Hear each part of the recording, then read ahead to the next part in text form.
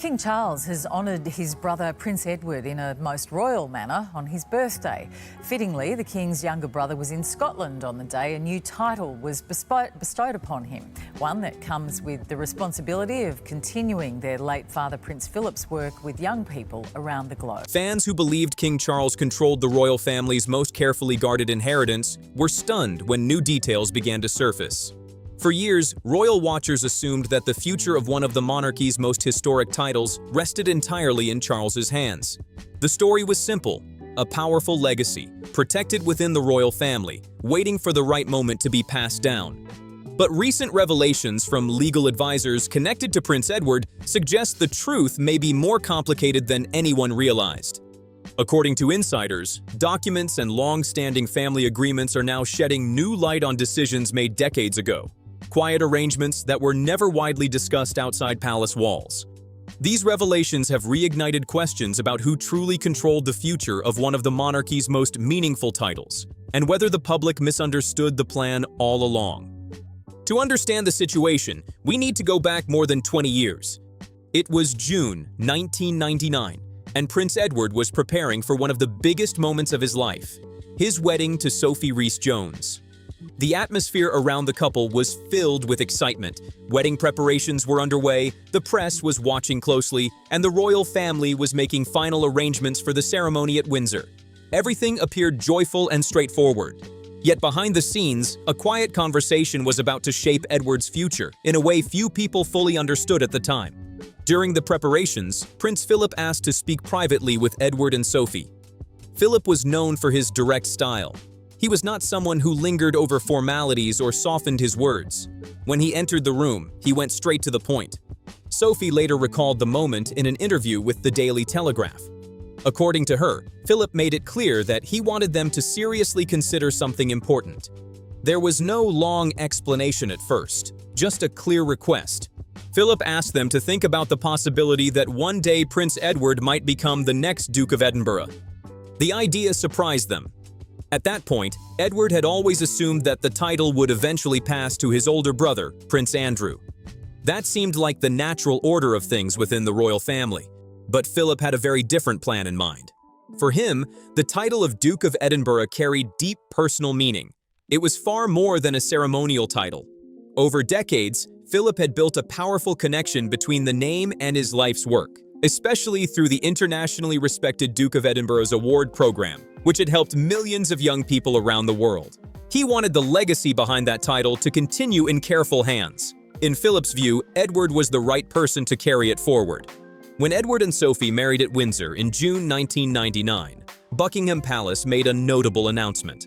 The palace confirmed that Prince Edward was expected to receive the Dukedom of Edinburgh in the future. However, there was an important condition.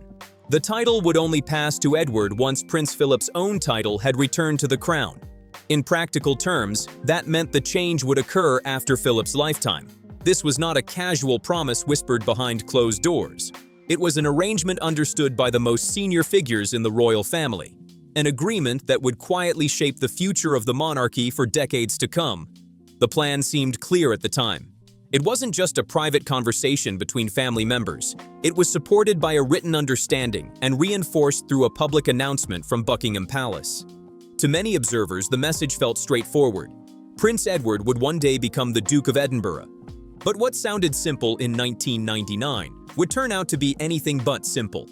What appeared to be a settled promise would eventually stretch across more than 2 decades of royal transitions, legal traditions, and unexpected changes within the monarchy. On his wedding day, Edward accepted a different title for the time being.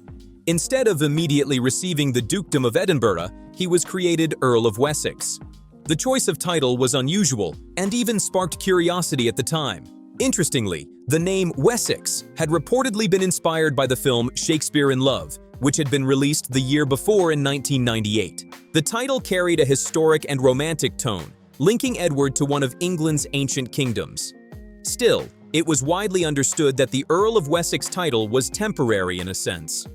The larger role, the one tied to Prince Philip's legacy, was expected to come later. Edward accepted the arrangement patiently. Over the years, he quietly built a reputation as one of the most consistent working members of the royal family. He supported many of his father's charitable initiatives and became increasingly involved in the Duke of Edinburgh's award program, helping continue the work that Prince Philip had championed for decades. In August 2017, Prince Philip officially retired from public duties at the age of 96. It marked the end of a remarkable period of service that had lasted for more than half a century. Even after Philip stepped back, Edward continued supporting projects connected to his father's legacy. Then came April 2021. Prince Philip passed away at the age of 99, closing a chapter in royal history. Across the United Kingdom and the Commonwealth, the moment was met with reflection and tribute. For the royal family, it was also a moment when long-standing questions about titles and succession resurfaced. Under British peerage law, the Duke of Edinburgh title did not immediately pass to Edward. Instead, it automatically went to the monarch's eldest son. At that time, the monarch was Queen Elizabeth II, and her eldest son was Prince Charles, who was then the Prince of Wales. So legally, the title transferred to Charles.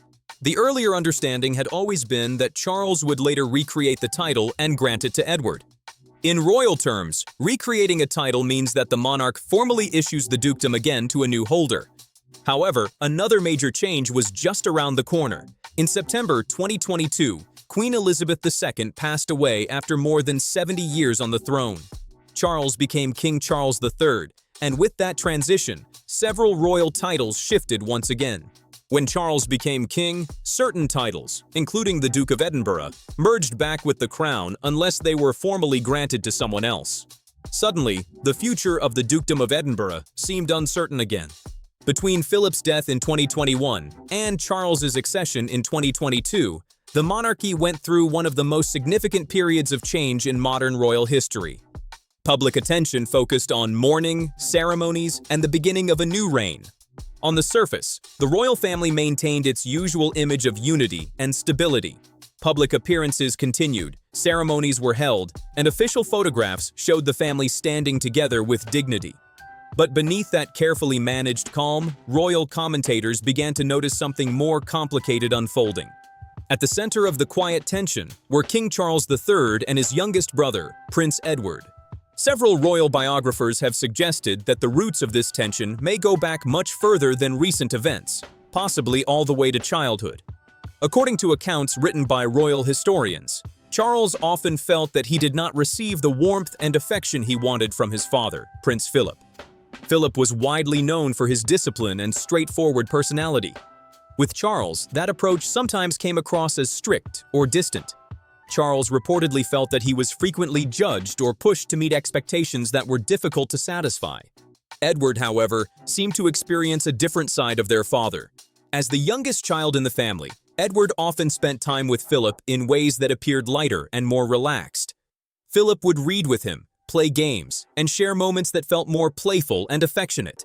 Observers later suggested that Charles noticed this difference and quietly carried those memories with him into adulthood. Even as Charles grew older, becoming the Prince of Wales and preparing for decades to one day take the throne, those early emotions may never have fully disappeared.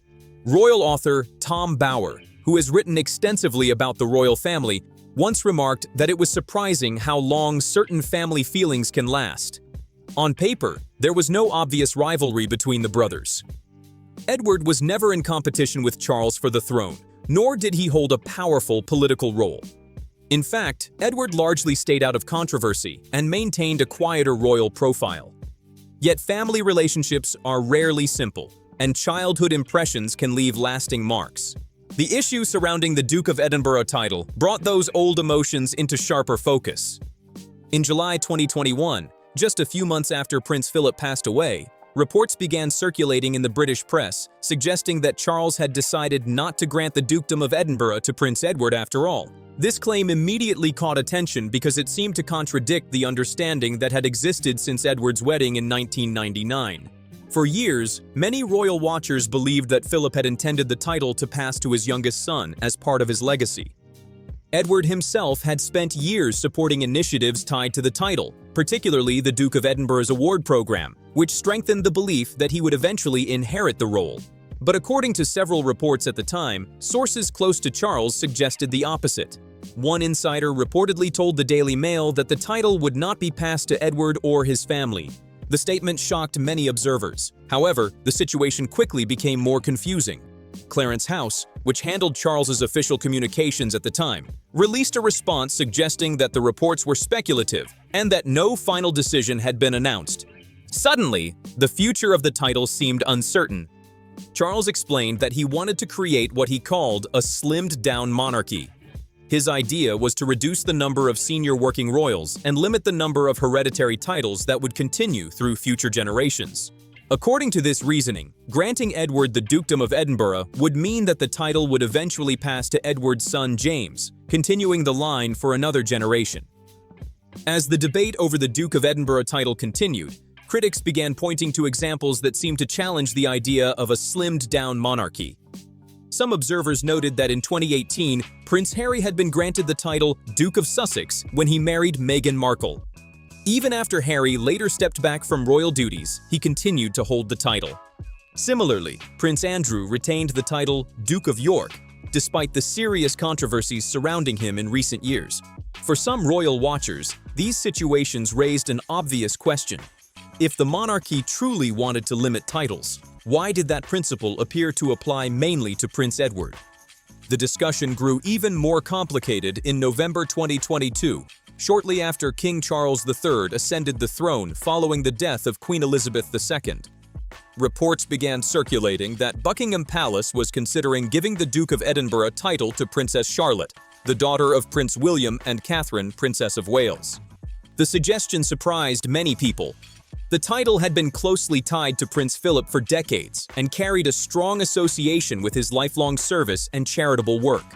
Many assumed that passing it to Edward, Philip's youngest son, would be the most natural way to continue that legacy. Prince Edward himself later spoke about the situation during an interview with the BBC. His tone remained calm and respectful, but his words hinted at a long and uncertain journey. He explained that the idea of him becoming Duke of Edinburgh had been discussed many years earlier, almost like a hope his father once had for the future.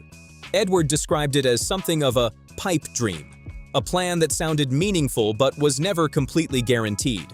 Although he avoided criticism or complaint, some listeners felt there was a quiet sense of disappointment behind his words. After years of speculation, the situation finally reached a turning point. On March 10, 2023, Prince Edward celebrated his 59th birthday. What might have been an ordinary royal milestone suddenly became one of the most discussed moments within the modern monarchy. That day, Buckingham Palace announced that King Charles III had officially granted Edward the title Duke of Edinburgh. At first glance, the decision seemed like a fitting tribute. The title had once belonged to their father, Prince Philip, and for decades it had been widely believed that Edward would eventually inherit it. Many assumed the announcement simply fulfilled a promise that had existed within the royal family since Edward's wedding in 1999. However, the timing raised eyebrows. For nearly 2 years after Philip's death in April 2021, the title had remained unused. During that period, many people expected Edward to receive it quickly. Instead, there had been silence and uncertainty. Because of that delay, some royal commentators felt the 2023 announcement carried a different tone. Rather than appearing as a long-awaited continuation of tradition, it looked to some like a carefully considered decision made after years of internal discussion. Then another important detail emerged. Edward's dukedom was not granted in the traditional hereditary way. Instead, it was issued as a life peerage. This meant Edward would hold the title only for the duration of his lifetime.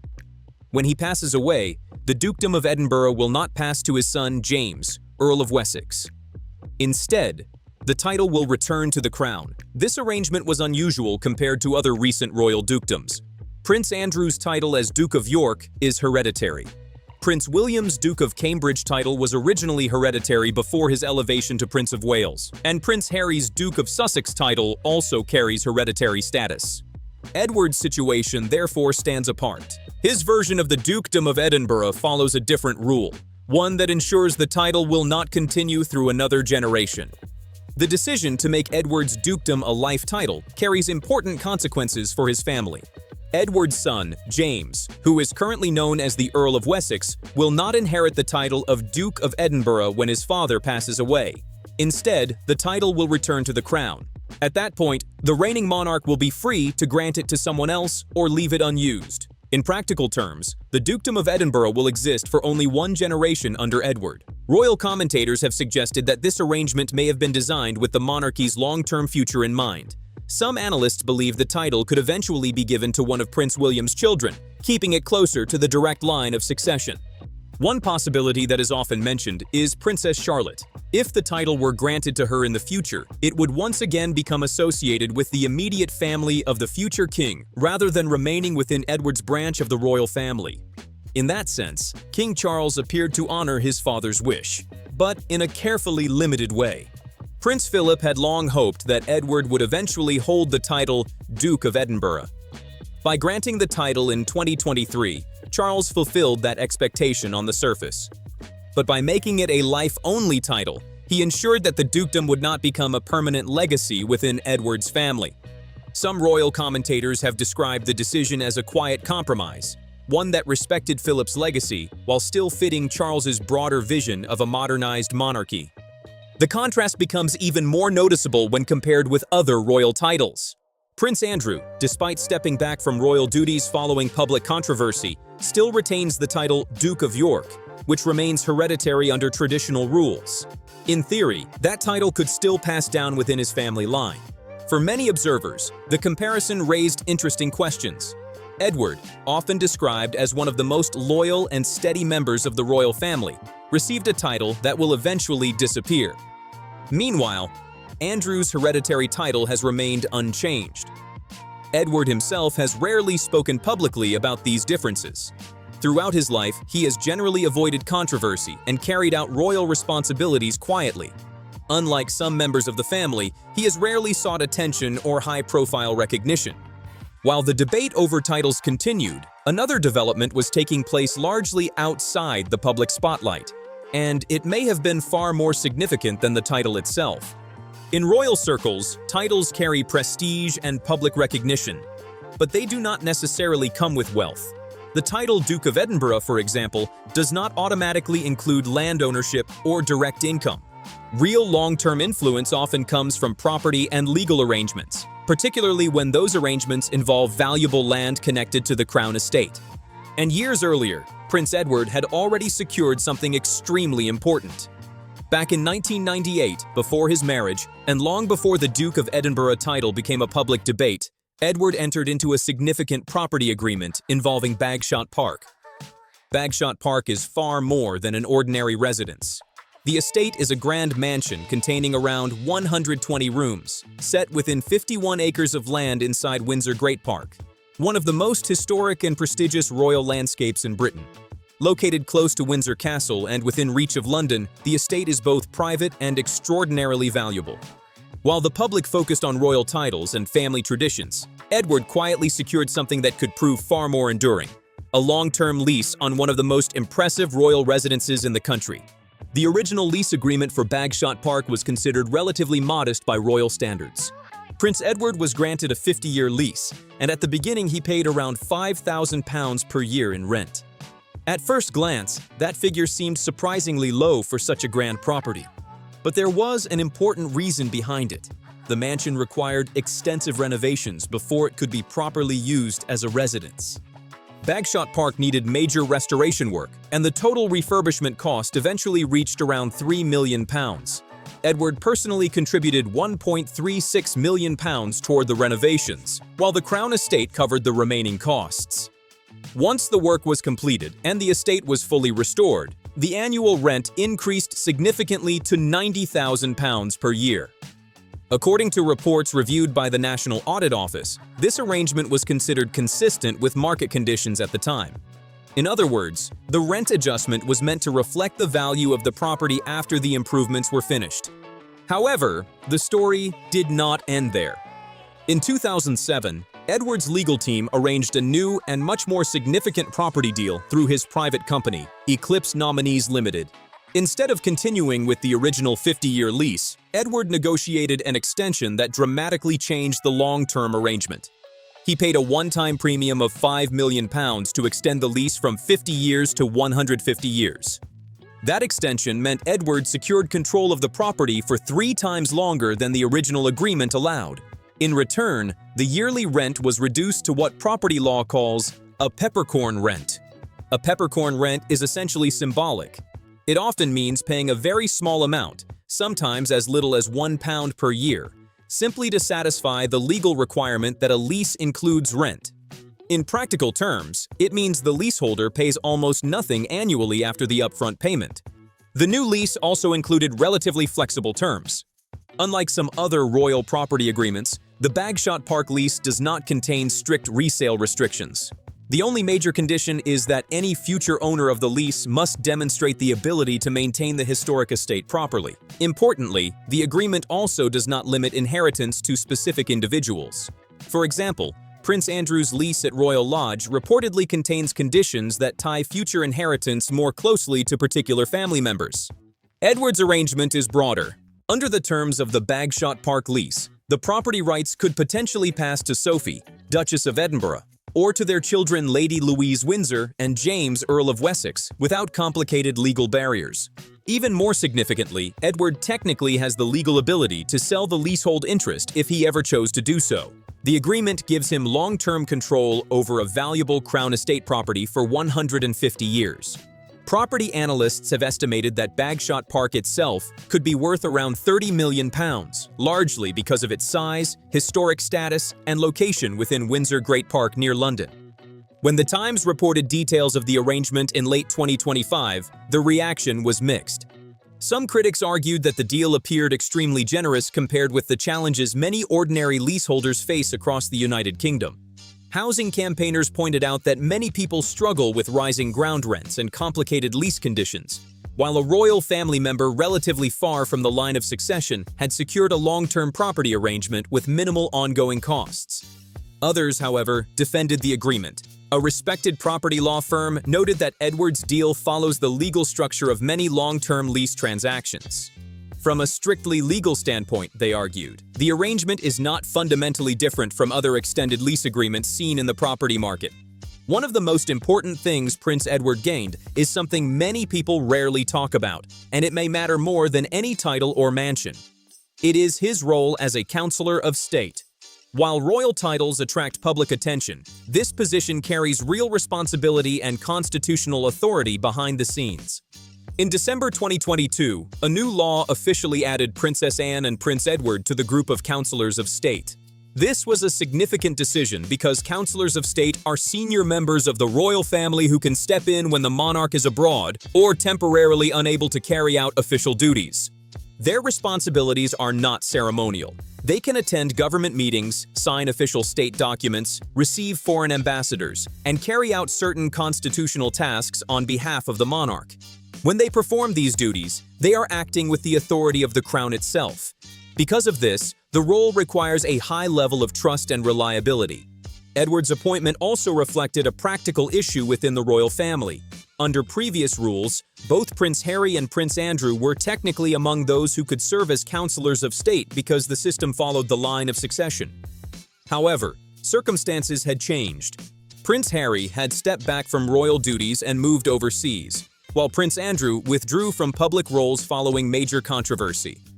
In reality, neither man was in a position to represent the monarch in official state matters. This made it necessary for King Charles to rely on working royals who remained active and trusted. Edward fit that role. When you look at the broader picture, his position within the royal family has quietly grown stronger over time. The title of Duke of Edinburgh, even though it is granted only for his lifetime, still places him among the senior figures of the monarchy. It also connects him directly to his father, Prince Philip, and keeps that legacy visible. Beyond the title, Edward also holds long-term security through property. His family controls a 150-year lease on Bagshot Park, one of the most valuable royal residences within Windsor Great Park. While titles bring prestige, property provides stability that can last for generations.